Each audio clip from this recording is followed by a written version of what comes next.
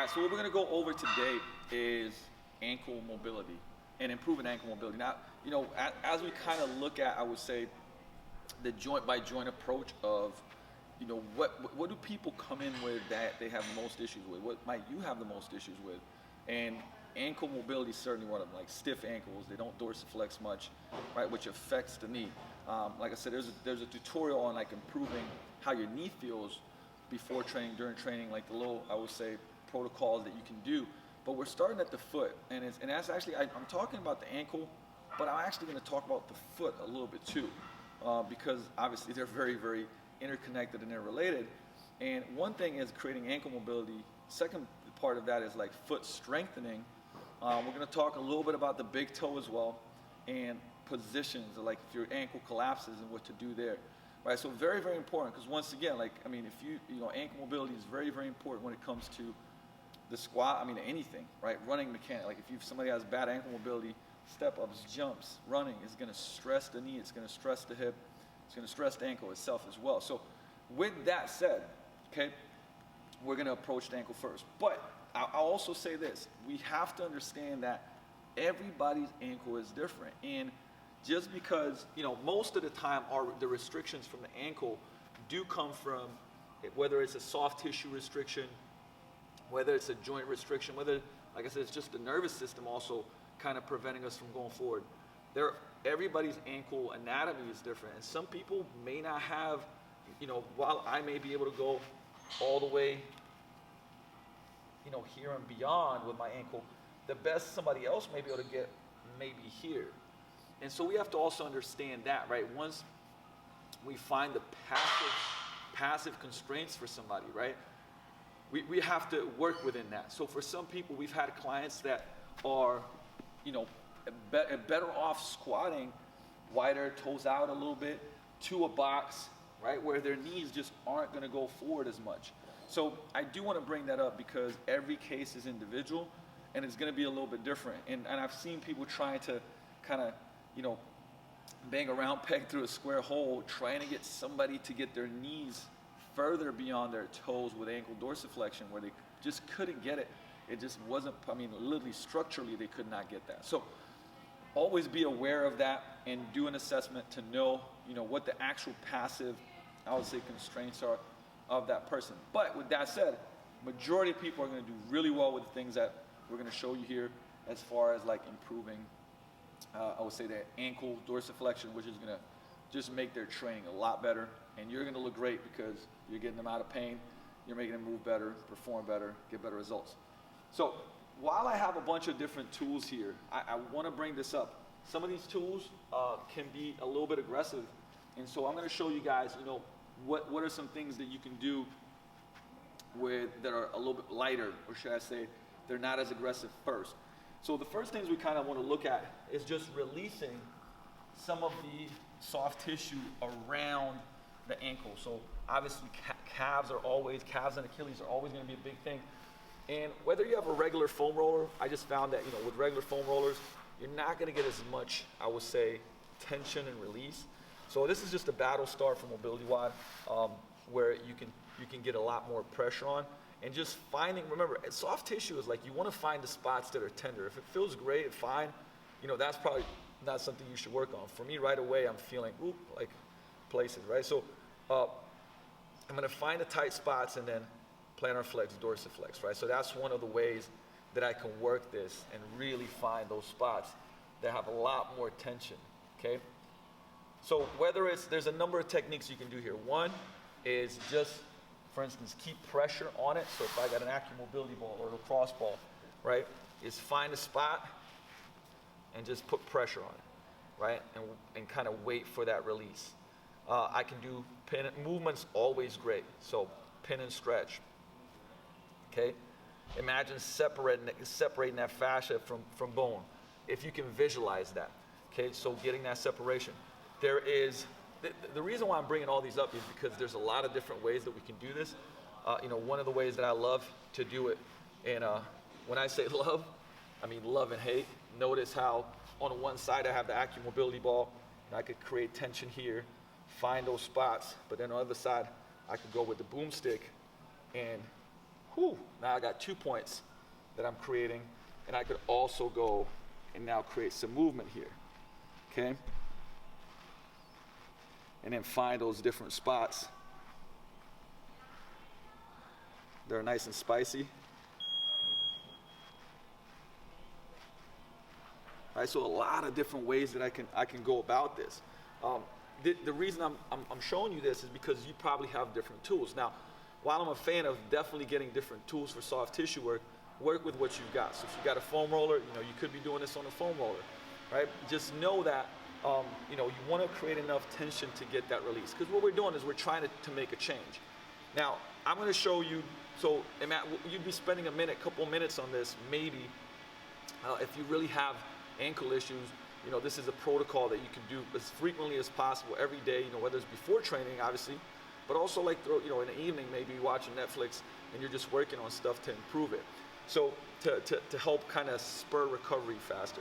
Now, I'm going to go to a little something more aggressive, and just know, you know, this is not something that you have to do, but it is very, very beneficial. So I'm going to go on a bench because I do like to get both plantar and dorsiflexion. So I'm going to go up. You could do this on the floor easily.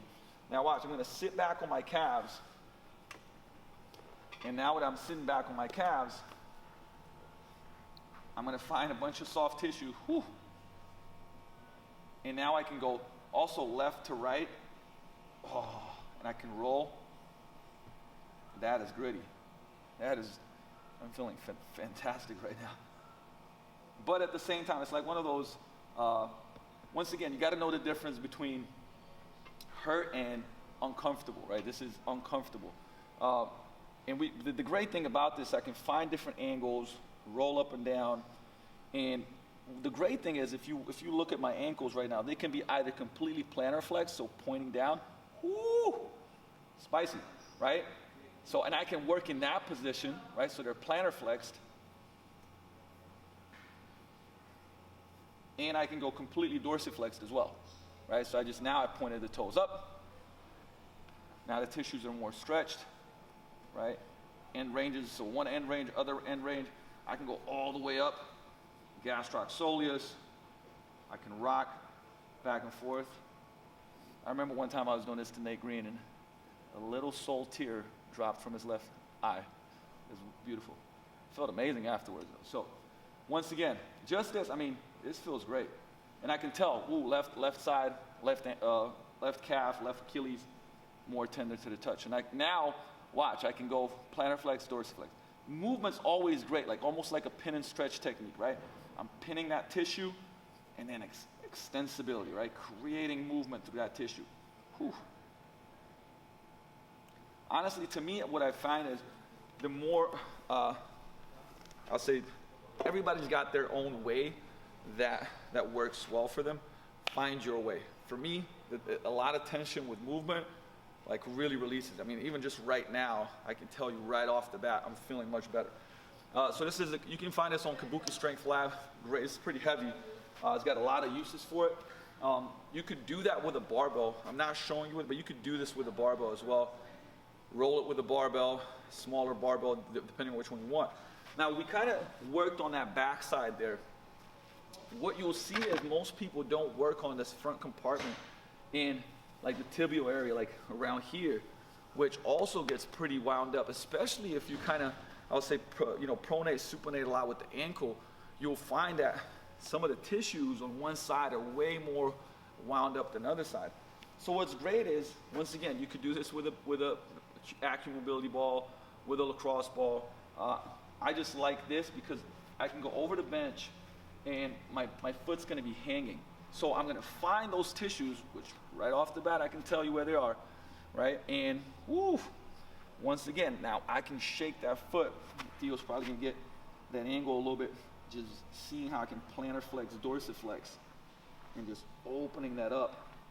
And I'm just sliding up and down, finding those areas that are gritty, and just really driving that. And like I said, you can just stay on them and just breathe through. You can do some movement, right? You could roll back and forth. Honestly, I just like slow and out, finding the tender areas and just getting that release and then just moving, right? And what's great, once again, I mean, if I was to go from the time that I started, even on that right side, I just feel a number of, pretty much probably an inch where I'm dropping further down into that. Okay, so those are some of the ways that you can do it. And we're spending a little more time on this because it's a tutorial, right? You're not gonna spend 10 minutes just rolling, right? But you are gonna spend some minutes just finding those spots that are the toughest for you.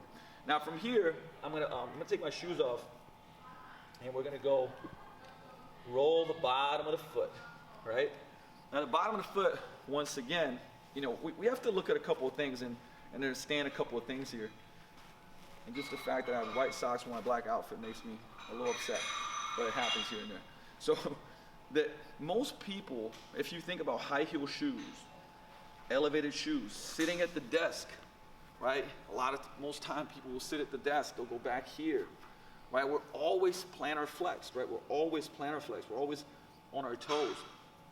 And one, that helps us lose kind of like this dorsiflexion. It also bundles up and like creates that, I say, shitty soft tissue at the bottom of our foot. And you'll know right away, you know, quality tissue, the way it feels like, it wouldn't hurt. And so when I go here with the lacrosse ball and step on my foot and just create some pressure like in and around that arch, it's like, oof, right? In the back of the foot, you'll see that tissue is pretty damn gritty, right? And same thing, if you look at my foot, I get the tender spots and then I'm flexing, extending the toes. Man, that is not the most pleasant thing in the world. But once again, right, because we don't take care of our feet as far as soft tissue goes. Like nobody thinks about that. And you know, the shoe, many would say, is the worst thing that's happened to a human foot.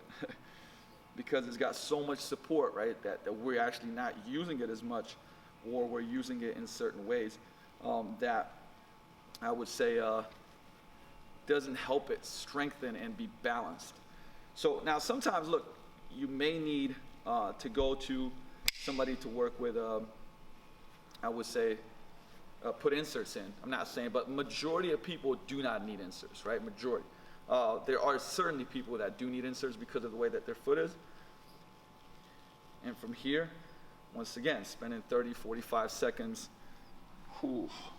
And I can tell, like right off the bat, my right foot is definitely quite a bit worse than my left foot. So it's gonna give you a lot of feedback too, right? It's gonna give you a lot of feedback for what's going on with your feet. Whew.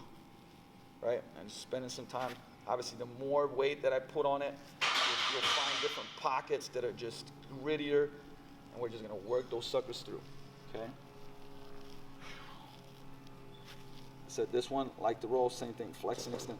Movement is always great, like soft tissue, right? We get it on spots that are a little nasty, and we open up, flex, extend, flex, extend.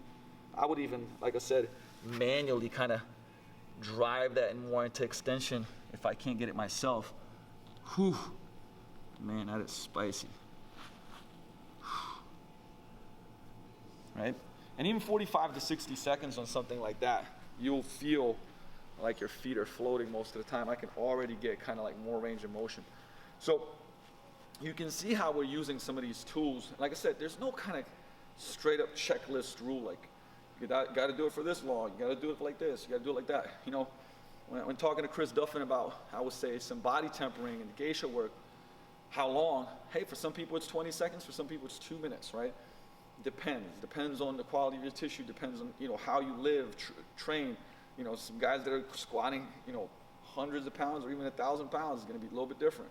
But certainly just the stuff that I showed you with the soft tissue work right there is going to make a difference. Because once again, the way we get injuries is, you know, the tissue creates there's a threshold to it, and we kind of get closer to that threshold. You hit the threshold, bam, you get injuries, sprain, inflammation, all types of different things.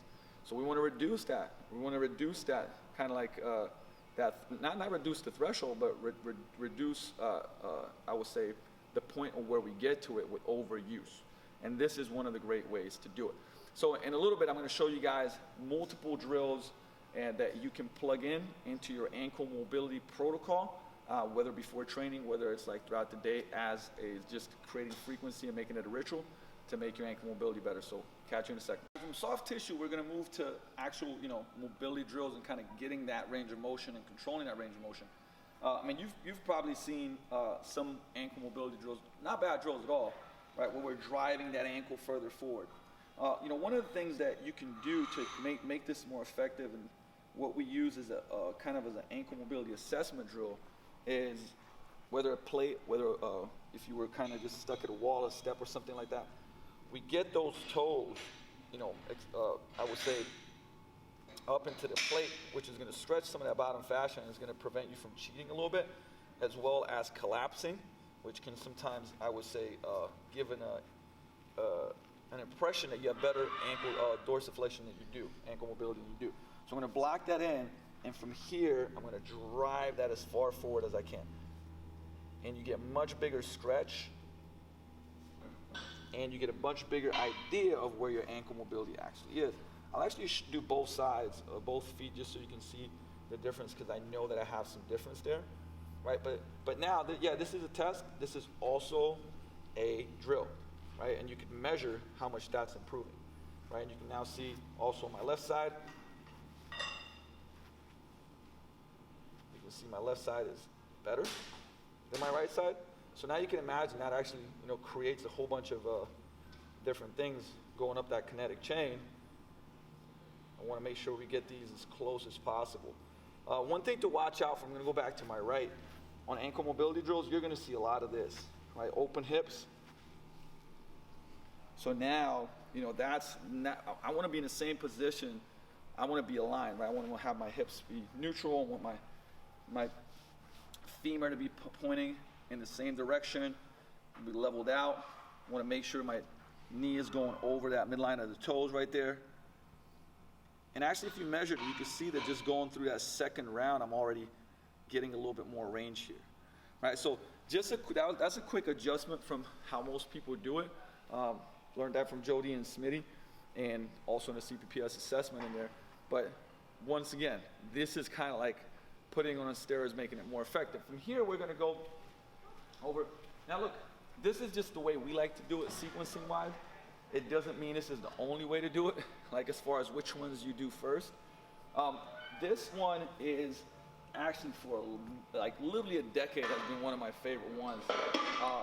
And I learned this back in the day from one of the strength and conditioning coaches in Slovenia. So, you think about weighted ankle drills, ankle like stretches, right, and doing calf raises. Well, this is kind of like a twist on that. So what we're going to do is stand on the edge of a box and feel all the toes on your feet, right? Because a lot of times, same thing, you might want to roll here. I'm going to go down, so notice this first set, my knee is straight, okay? So I got straight knee, I'm going down, and what I like to do is kind of do two things.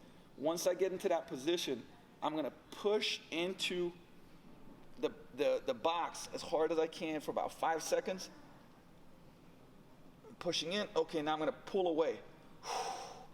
Notice how I go into a deeper stretch. I'm pulling away, I'm pulling away, I'm pulling away. And then I'd come back up for one rep, even get some help on the other side, and I'd go again and back down. So we do about 10 seconds on that. Now my second part, okay, so I do 2 to 3 sets of 10 seconds on the stretch. And pushing and pulling, like I said, right? Push into 5 seconds, pull away for 5 seconds. That's one rep. Come back up, do it 3 times. So that's 30 seconds. Then I'd go my other side, my right side, and then I'd come back. And now the second one, watch, I'm gonna come down into that stretch, but I'm gonna push the knee forward. Right? So now we got straight knee, bent knee. Okay? Same thing. I'm pushing into the box. 3, 2, 1. Relax. Now I'm pulling away from the box. 5, 4, 3, 2, 1. And I come back out of it. Right? Same thing. I do multiple sets. So what I'm doing there is, not only do I get to the stretch position, I create force in a stretch position, and I absorb force, right? Because we want to not only get to that end range, but at the end range, we want to teach our nervous system to create force and absorb force. And when we're at that end range, when we do that, it's the only way to build tissue, right? Force is what basically is a communicator amongst the cells so that tissue can be built, right? So we don't want to just be passive. I'm not saying passive is bad. I'm saying passive precedes active, but this is how we make it better, right? And just off of some of the stuff I showed you, I'm already feeling a lot better right here, okay? So from there, and like I said, whether you do this first and two, we're showing kind of like a bunch of optimal things, okay? Optimal doesn't mean you'll every day you'll be able to get the optimal amount of time to do this.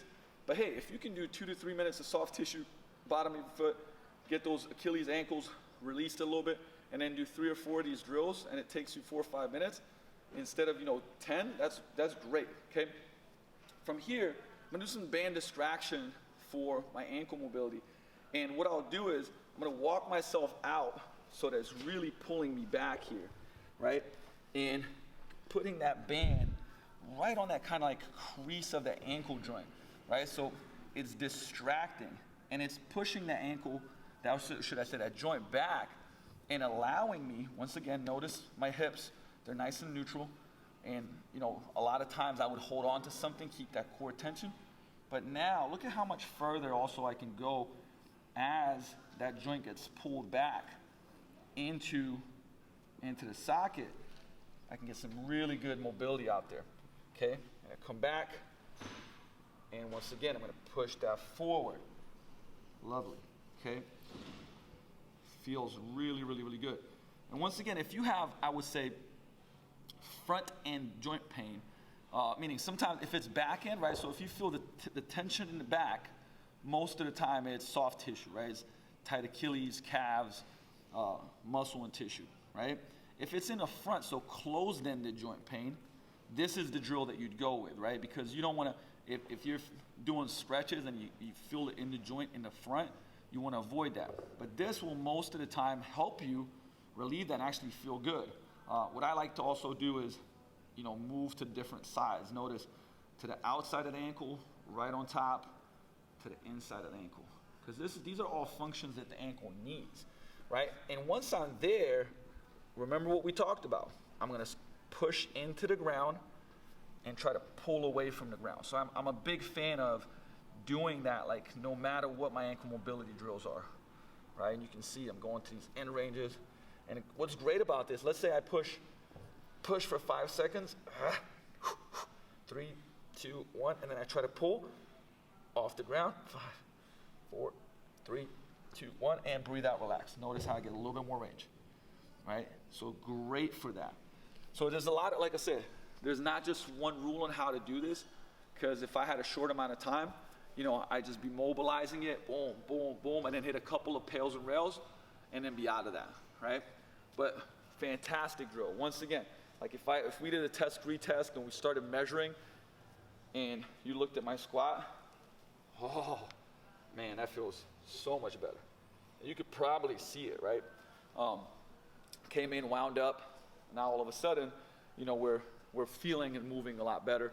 So if this was a training session, somebody's squatting, right? Somebody needs ankle dorsiflexion. We're doing step-ups, lunges. That client is going to be like, whoa, this feels great and good, right? So from here, this is a great, I'd say, drill from FRC. I'll move this out the way real quick. Behind the scenes, we're doing camera work. So this is a great one because it's so specific, for the squat. So, and I like doing it a little bit later on because you notice we've done quite a bit of stuff before we got here. So with this, I'm actually going to slide down, right down the wall, but I want to make sure my knees go as far over the toes as they possibly can. And the reason why I said it's like we're doing it later on is because now I've already created some of those tissue changes. We have a training window for adaptability now, and I'm just going to slide as far back so my butt's against the wall, so I got some support, so I don't have to worry about that. I don't have to worry about the stability as much, right? And now I'm as deep as I can get. My ankles, right? If I can get them a little further back. So we got that extra range. Okay, great. Now we're here. Now this is what I'm going to do, okay? You can see I'm I'm as far, or close to as far as I can get past my toes. If I have a little bit of a lean, that's perfectly fine. What I'm gonna do is I'm gonna do two different things. First, just like earlier, I'm gonna push my feet into the ground, right, and start creating tension, pushing down for like 10 seconds. I like a 10-second mark right here, ramping up. So imagine if I'm creating tension, I start with a 1, 2, and I keep ramping up. Until I get to 10. Now relax. Okay. Now I'm gonna try to push the knee forward and lift my foot up, not my toes, my whole foot up off the ground. Now, of course, I'm not gonna be able to do that, but the intent is what's important, right? So I'm gonna push my knees forward, so drive these knees forward and start lifting this off the ground and ramp up, 4, 5, 4, 3, 2, 1, and relax. Now, the burn is like crazy on that front side. And I might come out of that, shake it off a little bit, and then go do that for another 2 reps, right, of 10 seconds. Drive in, drive away, so pails and rails.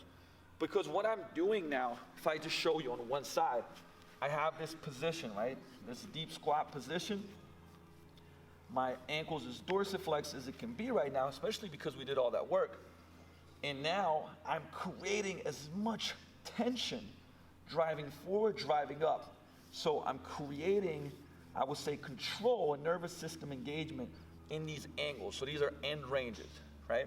And because I'm creating that, guess what? If I went into, start ramping up and doing some of my squats, all of a sudden, right, I have better position, I have better control.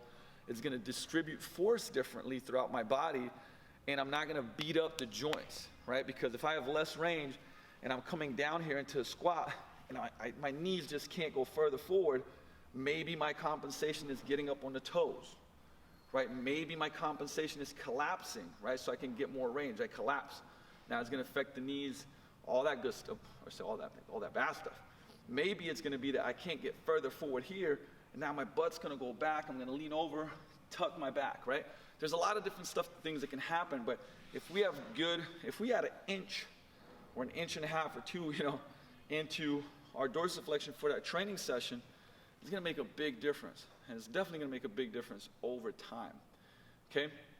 So with that said, another thing I'm gonna touch on in a second is probably something, once again, that we don't talk about enough when it comes to the ankles, which is strength of the foot and also strength and control of that big toe. So we'll be back in a second, I'll show you that.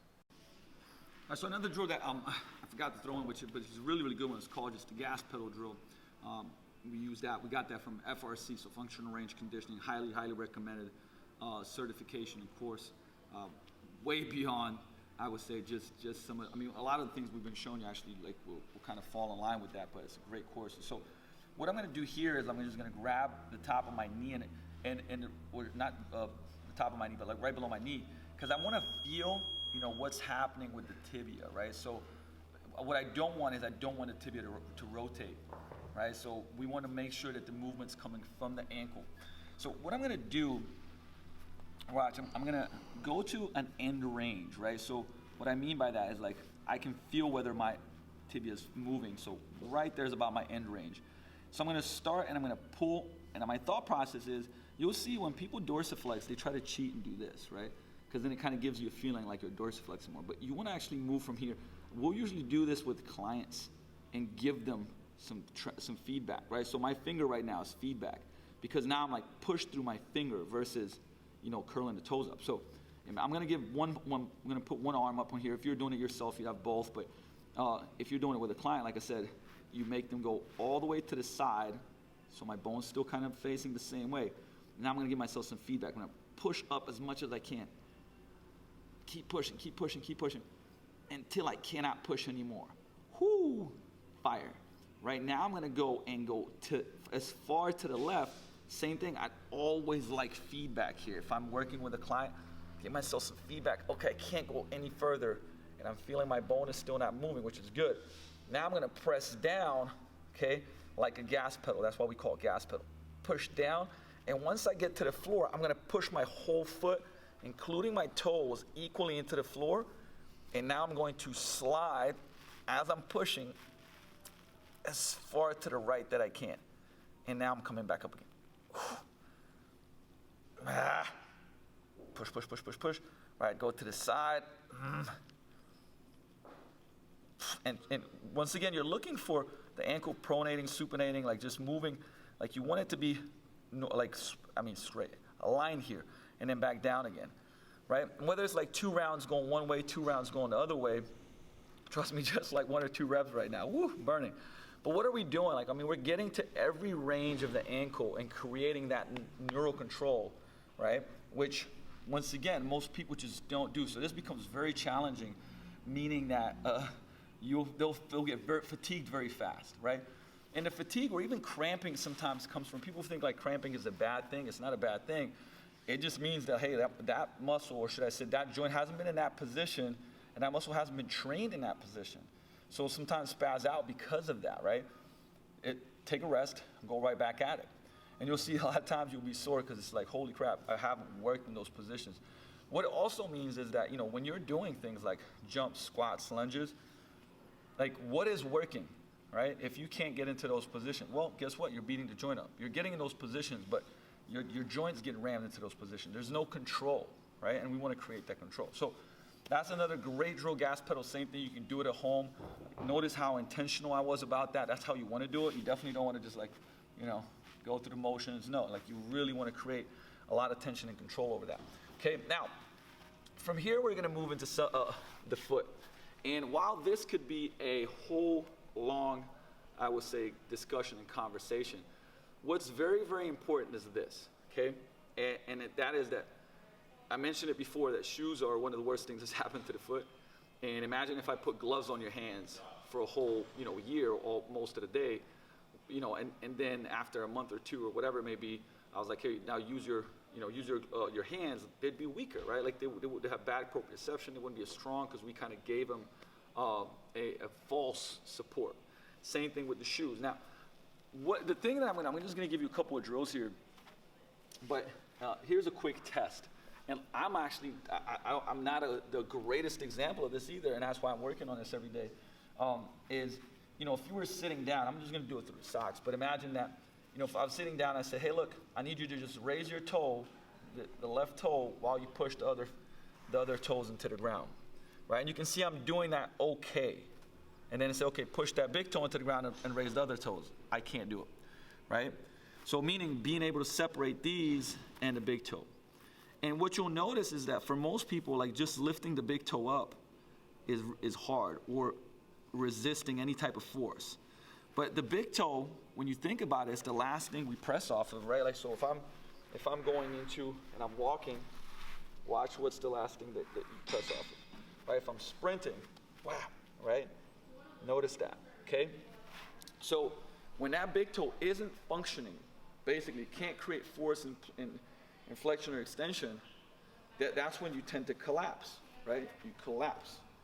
So it gets your joints all stuck up, creates a bad thing at the ankle position, usually has the knee fall in. There's a lot of just bad stuff that happens. And you never think, most of the time people don't think about that. So just a couple of ways, because I'm a big fan of, just strengthening the toes. There's specific drills, just like actually the tests are the drills. But one that, you can do with a lacrosse ball, with an active mobility ball, is basically just getting, for instance, that big toe up on there. And notice how it's separated from the other ones. And now I'm going to push into as hard as I can. Same thing, we're going to go for 10 seconds. I'm going to keep pushing, keep pushing, keep pushing, keep pushing. Whew. And now I'm going to try to pull it away. Just the big toe. Try to pull it away.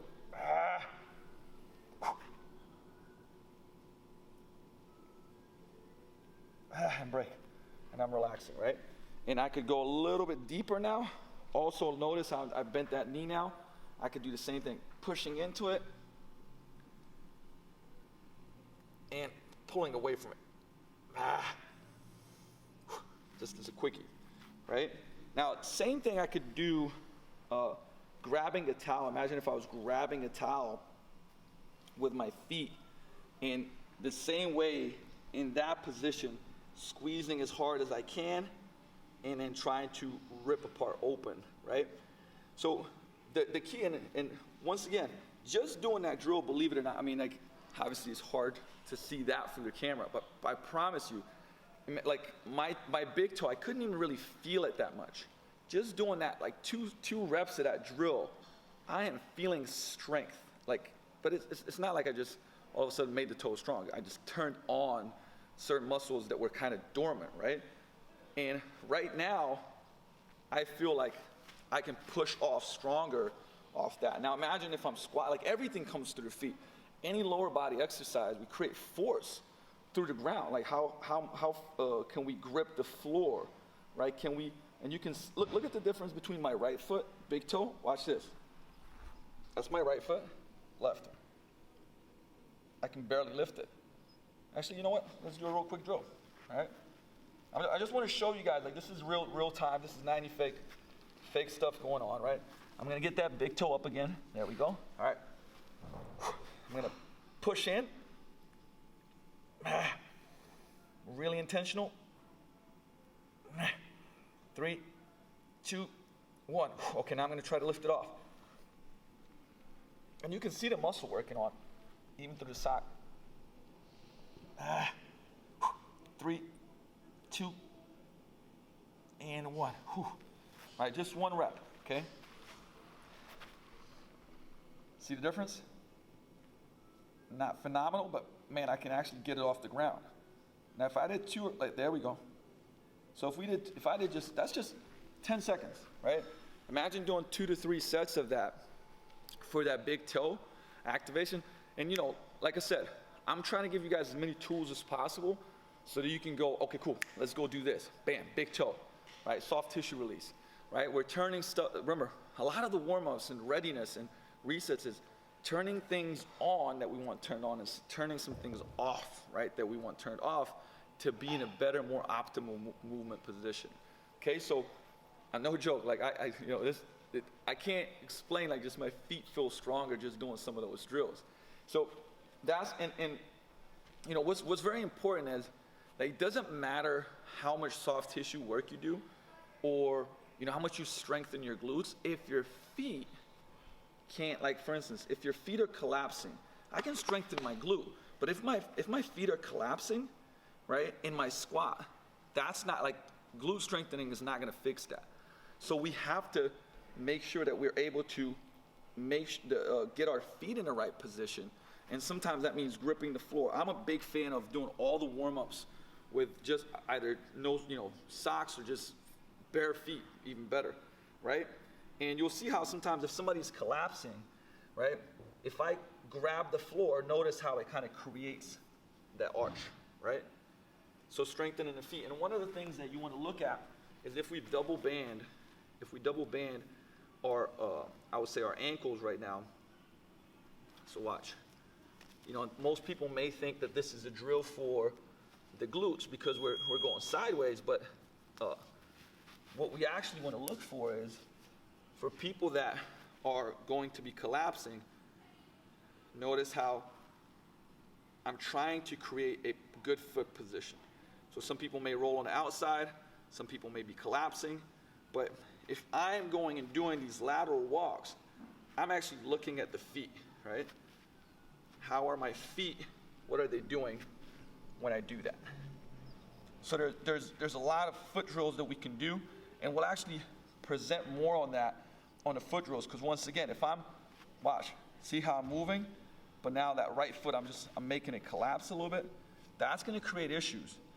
And one of the ways that you can see this is actually the position of your Achilles tendon, right?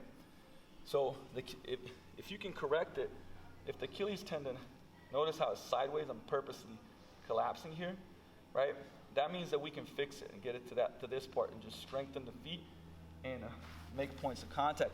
And a great coaching cue is, you know, I wanted to make sure these videos is like, sometimes I have a plan, but there's things that pop up that I want to show that will help you with coaching cues and training, right? So I like and imagine this was a thinner band, okay?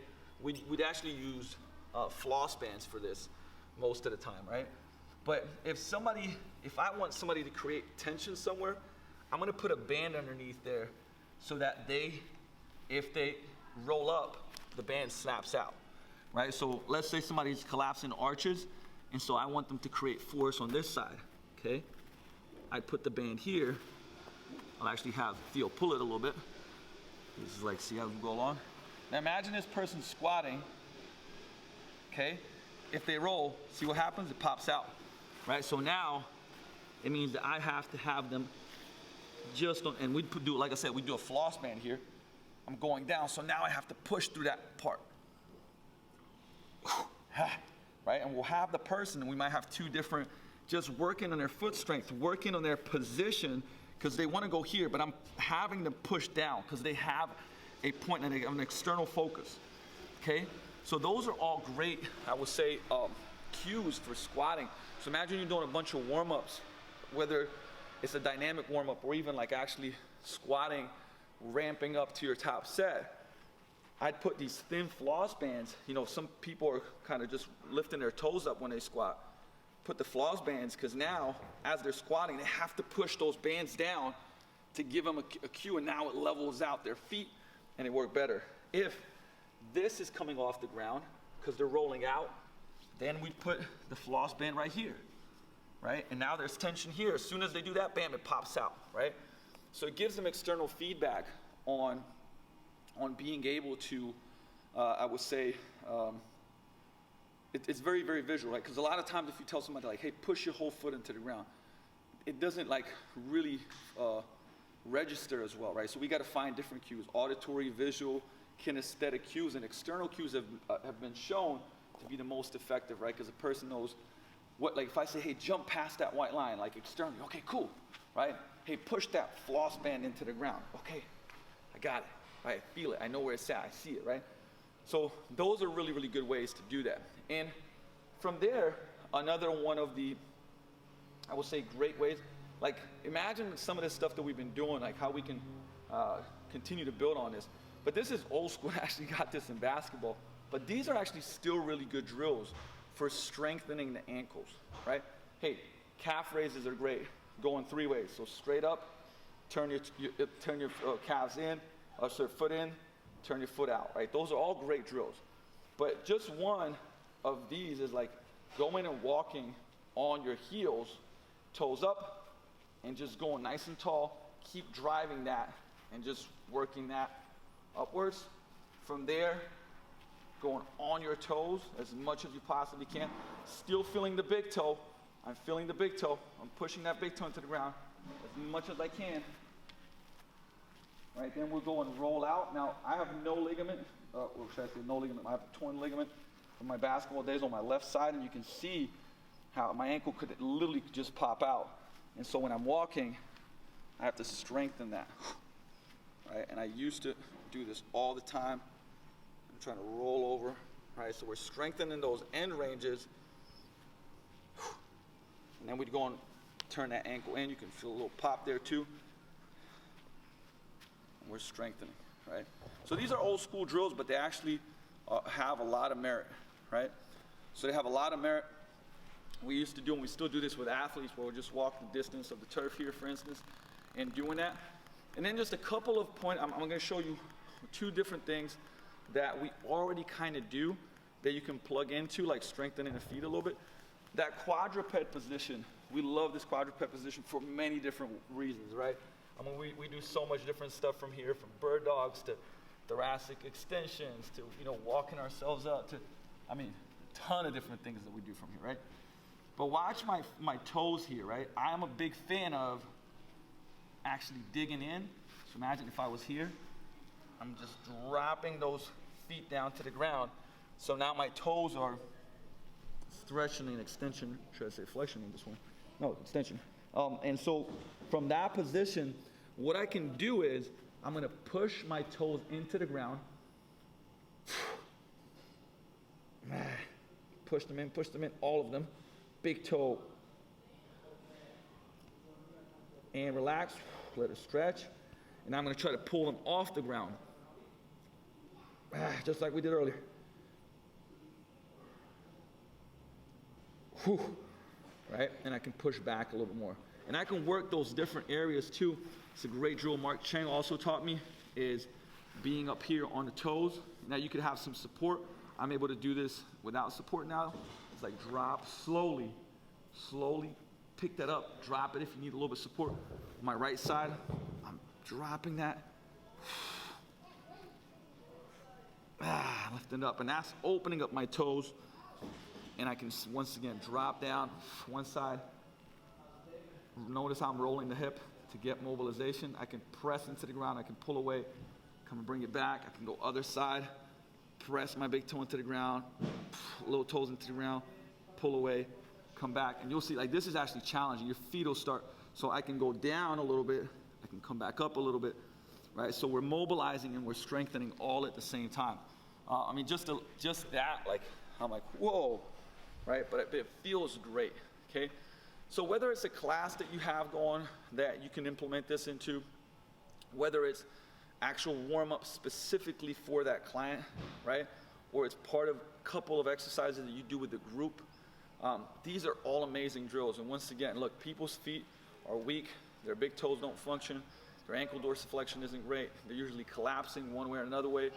And these are all things that for the vast majority of people you can help and work on and significantly improve the mobility and also the stability of their feet and the mobility of their ankles that's going to transfer over to everything that you do. So put this into play, put it to work, and give us feedback. Hey, let us know. Let us know how you're feeling doing this. Let us know how your clients are feeling. We'd love to get your feedback. So one drill we're also gonna throw in here that's gonna be really good for foot strengthening, ankle stability, is just using one of these mats. There's a lot of different things that you can do, or different mats that you can kind of use. Obviously we use this one for a lot of different stuff, and as soon as I go on here and I lift my foot up, you can see kind of, like I said, this is my left ankle. I have no lateral ligament on this ankle because of so many sprains in basketball. And I can now drive some of these RDLs multi-directional and have that foot really stabilized, right? So my foot's grabbing that pad, trying to find that stability, right? There's a lot of different, honestly, this is great for other things too, but this is where the foot's working a lot. You know what's very interesting is that I was showing this drill the other day and to a client, and I was way less, I would say, stable doing that drill. And why? Because we just ran through, I would say, about 30 minutes of soft tissue work of drills, and my ankle's better. It's just right off the bat. So imagine when we talk about results in advance, doing these drills, how right off the bat the client, athlete will feel better, have more foot stability. This is what we hear a lot of times. It's like, wow, one, when I squat, wow, like less pressure on my knees, less pressure on my back, right? Because they can get a better position. But number two, people will go, I've never felt like my foot like this. Like I feel the whole floor. I feel way more stable. And that's exactly how it feels like. And like I said, like this, I do this stuff every day, but I also skip some of these drills that I should be doing sometimes. Just from like 2 days ago when I showed this drill, and right now, my ankle was so much more stable, controlled, was able to get into different positions just because we did 30 minutes of these drills. So this works, science, right? So make sure that you plug it in and get the results in advance for your clients.